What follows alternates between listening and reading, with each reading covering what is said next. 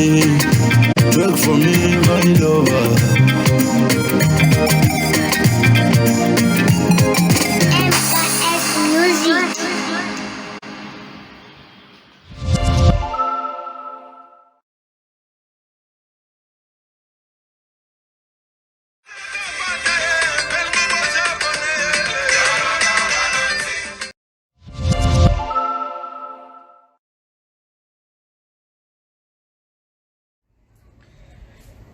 Bonjour à tous, si vous aimez vous informer et savoir ce qui se passe un petit peu partout dans le monde, surtout faire le Congo ça, hein, je vous invite à faire comme moi et abonnez-vous sur Koulimedia TV, notre chaîne, et likez, partagez les vidéos et surtout restez connectés.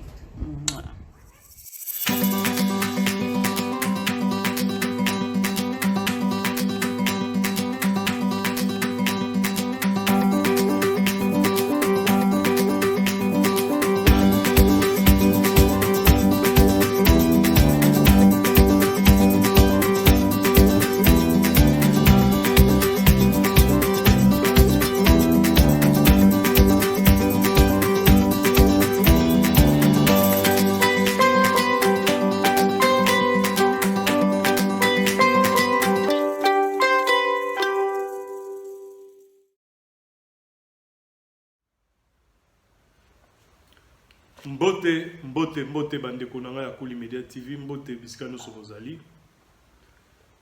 Émission na biso ya Bané Congo, topé Royaume Congo. Ezalaki tellement passionnant que tu préférais tout ça en deux parties parce que histoire on eza histoire moko ya expliquer na mokusete, eza moi molai. Ce qui fait que deuxième partie na ngweza lelo. Tout ça là qui ont le même jour qu'à wana mais les londe bozo zoyango na bilili na banda pour na bino. J'espère que bino nyonso bolanda ki wa ya liboso bo sepela ki nango pour na zui ba sango ya bato ebele ba sepeli na moi explication na o bato mingi bazwate. Donc to suka ki na bino esika oyo roi a renoncé na kombo na ye o ba pesa ki na ba portugais ya Joao Ier. Joao Ier ou Azali, le roi Nzinga Nkuvu, à l'époque, les Portugais ont baptisé qui tant que boya yango pour na likambo etangamaki polygamie pour baebisi que non le komi chrétien polygamie eza bien te il faut boya basi na yo abi non. Aye à partir à moment wana ne ko boya na to kata ba relation yena ba portugais. Tous en 1495, 1495. Fin du siècle, Aeko Boya Bango, a Bengani, ba portugais nyoso, a Bengani pe ba missionnaire nyoso. Mais nenge to lobaga na mokilio robota bana mon robota mitema na bangote, parmi bana na ye. Moi, je suis Alfonso Ier, où il a remplacé qui est éventuellement après, comme on dit en Mbemba, baptisé qui est Alfonso Ier. Yende Moutou, ayako bomande konaye après liwa ya tata na bango, quand bakomi ko wele la kibokonzi, bakomi ko sala ba guerre. Donc c'est à partir il y a un moment il y a christianisme que tu as que déclin, il y a Royaume Congo et Bandaki. Déclin il y a Makamunio sur africain et Bandaki à partir il y a introduction au christianisme. Tout ça au monde à la période où Alfonso Ier a sali guerre dans des konaye pour te garder pour naïe ba colon. Même pas bas colon parce que là on a une colonisation bandite, mais à garder pour naïe bas explorateur wana bateau et bas portugais au bas qui envahir bango au bas ça l'assemblant vous en a bango et longo et puis va pousser à Boma ndekonaye à Makila malédiction et bandi wana malédiction ya mboka ya territoire nyonso ya Afrique et bandi à partir à wana. Pour ba colon on va retrouver biso na banzambe. Dieu to zako benga ye nzambia mpungu. Le nom de Dieu, donc Dieu le Père, Dieu le Fils azalaki na Dieu le Saint-Esprit. Ba kombo na bango ezali. Ça veut dire qu'on était des croyants. Alors, Alfonso Ier, il a dit après que Konaye a instauré ce système que Batunion son akati à royaume, bazaki obligé ba comme ba chrétien.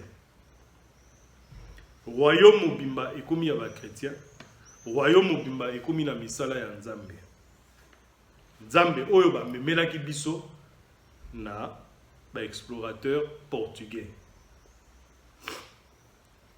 Le fait ya kotinda royaume nyonso ndenge wana aye ko pesa mitindo batumba ba statue na biso nyonso batiela biso ba crucifix na place. Ça c'est Alfonso ou alors Alfonso, les deux ça se dit premier. Fils Nzingambemba, fils de Nzingankuvu.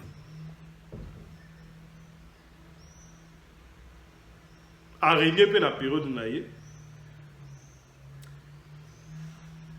Alors, c'est là où je voulais vous dire justement que Maman Oyotobengi na combat qui panvita, Wazaki prophétesse vers 17e siècle, 18e tout ça, boyebi histoire na yende batumba ki mobimba. Yé azako lo bana mindele vis-à-vis que Jésus-Christ oyo bino bozo koye kolisa biso biso toyebi ye depuis pour abotama na RDC abotama awa na Congo aza mwana ya Congo aza congolais qui panvita déjà à l'époque wana tenait tête face à Mindele asala bango pe guerre.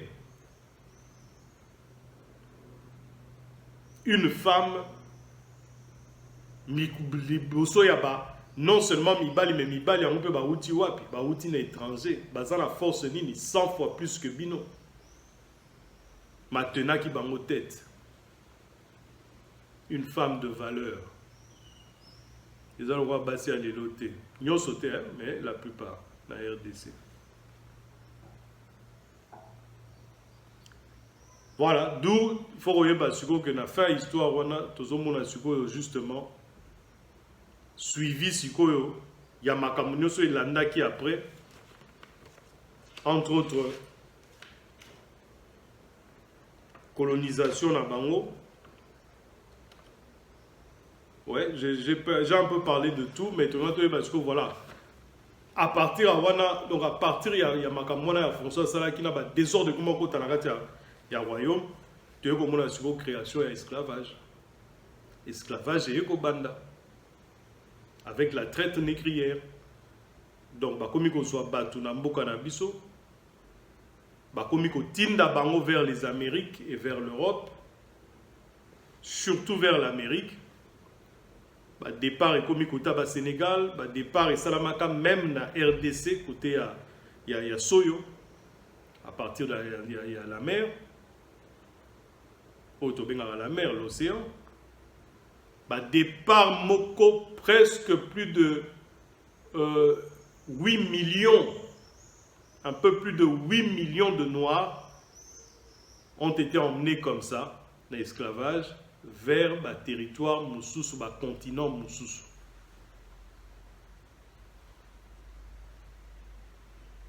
Et ça a duré pendant 400 ans. L'esclavage a duré pendant 400 ans. Donc, la fin du 15e siècle, 10 fin du 19e siècle à peu près. Est-ce que vous voyez que l'esclavage, et ça là 400 ans, c'est-à-dire on va compter 1 an, 2 ans, 3 ans, 4 ans, 5 ans, tu as 400.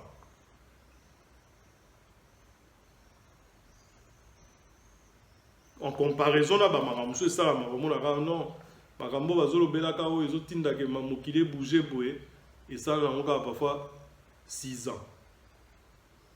Au talipé nombre à exporter aussi 100 000.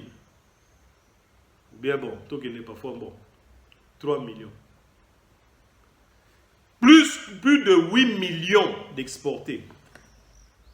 Oui, ça là, les lots, bozomona ba noir en Amérique, ba benga maraba noir américain. Bozomona na Jamaïque, ba benga maraba jamaïcain. Bozomona na sud, il y a Amérique, ba mélange salama, mutozo e baté sur la muto mwindu toza mundele.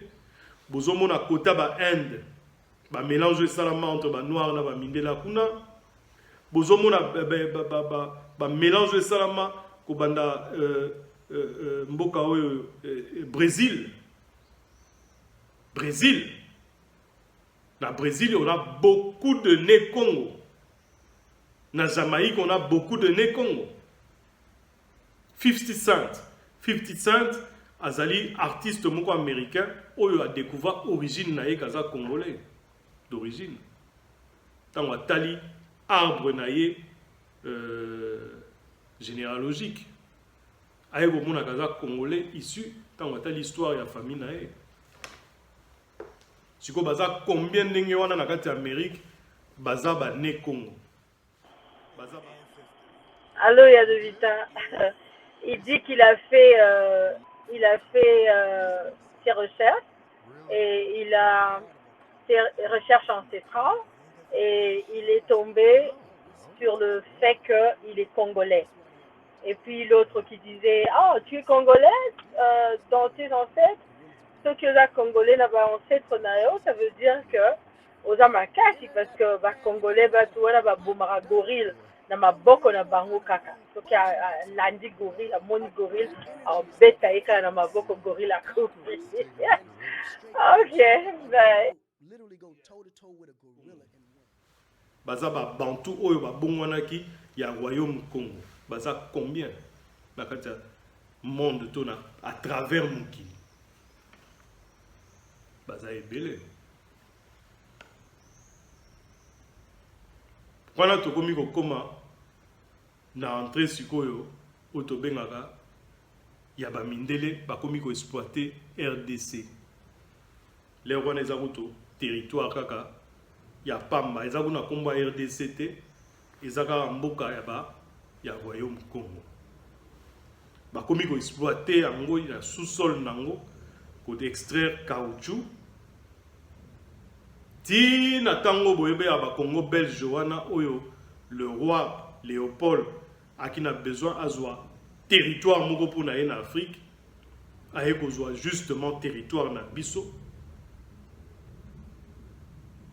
Et après négociation na bango ya Berlin il y a 1885 au basaki partage l'Afrique entre ba pays nyonso yo il y a Europe, il y a l'Europe, il y a la puissance.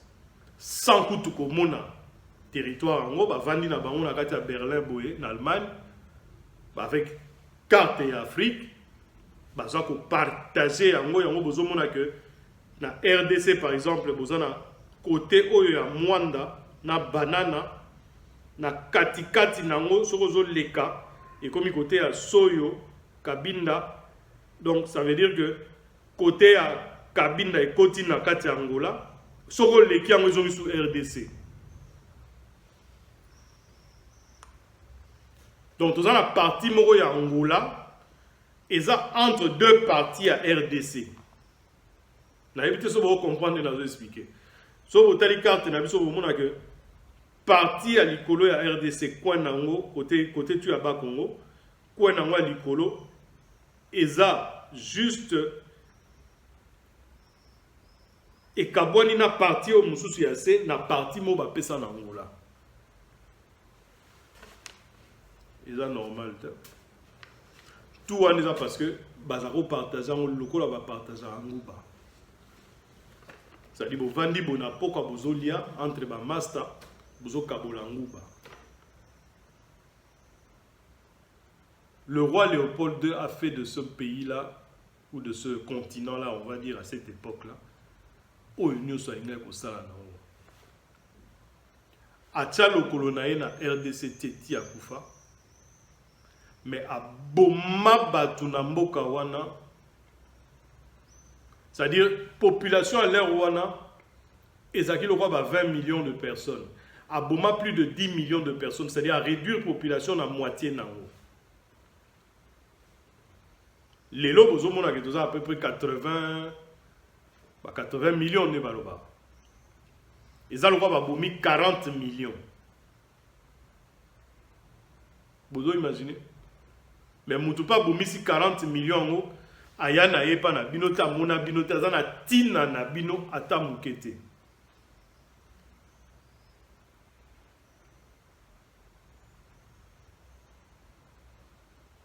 Paix aux âmes de tous ceux qui ont péri durant cette période-là.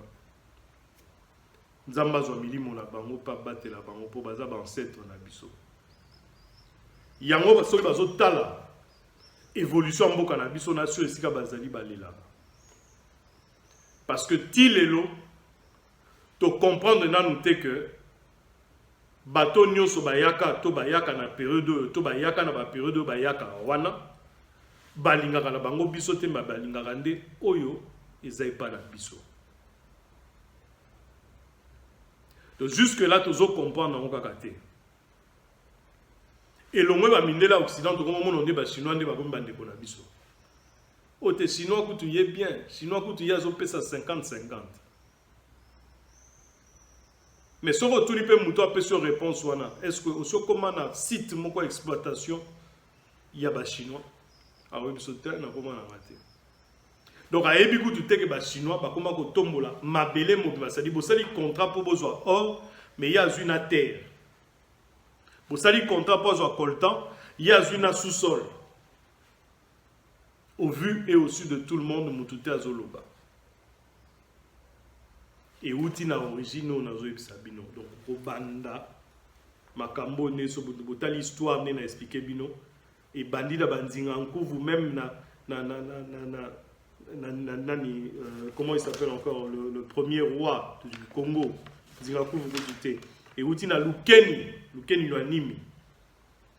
Et outi pas na ye Makambo ya Kondimaka. Soit moni batu gentillesse l'hospitalité ou la RDC est un pays hospitalier et où t'es pas à Mobutu et où t'es pas ancêtre na biso ba ne Congo bango ba bandaki hospitalité et boma bango hospitalité BBC RDC hospitalité memi biso na boumbu hospitalité memi biso na colonisation hospitalité memi biso na dépendance. Ce n'est pas de l'indépendance. Colonisation, esclavage, c'est de la dépendance. On dépend encore des personnes et des gens.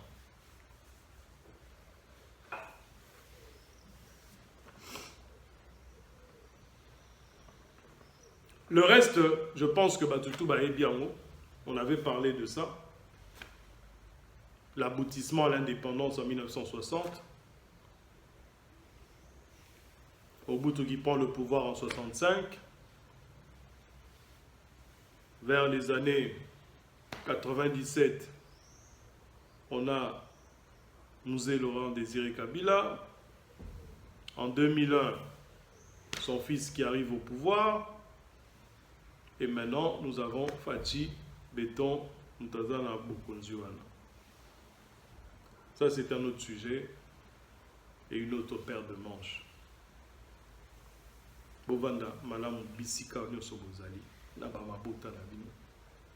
J'espère que Batunyo va se payer dans deux parties où on a l'obélé l'histoire ya Royaume Congo pays ya né Congo origine na bango ndenge ni to utaki ndenge ni to komeli lelo pourquoi les lots toza ba RDC pourquoi les lots to komi bato ya RDC ba frontière na ndenge salama bato ba uta wapi bazalaki banani. J'espère que bato balandi moi muke o azana conseil européen ça pesi o azana critique au sala sali o pas azana loko ko bakisa abakisi me ya kolongola nde na lingaka mingi te po soki otangi te to po yebi te to po sali te kolongolaka te po eloko tout osalaka ezalaka toujours bénéfique, c'est-à-dire ils ont bakisa toujours un plus. soki ngai naye komona eloko na yo nakolongola te nakoyoka nakotala mpe nakobakisa soki nayebi koleka boza malamu epai na bino babotala bino mpe tomonani na mikolo ezoya. Merci, à bientôt. Bonjour à tous, si vous aimez vous informer et savoir ce qui se passe un petit peu partout dans le monde, surtout faire le Congo ça, hein, je vous invite à faire comme moi et abonnez-vous sur Kolimedia TV, notre chaîne, et likez, partagez les vidéos et surtout restez connectés. Voilà.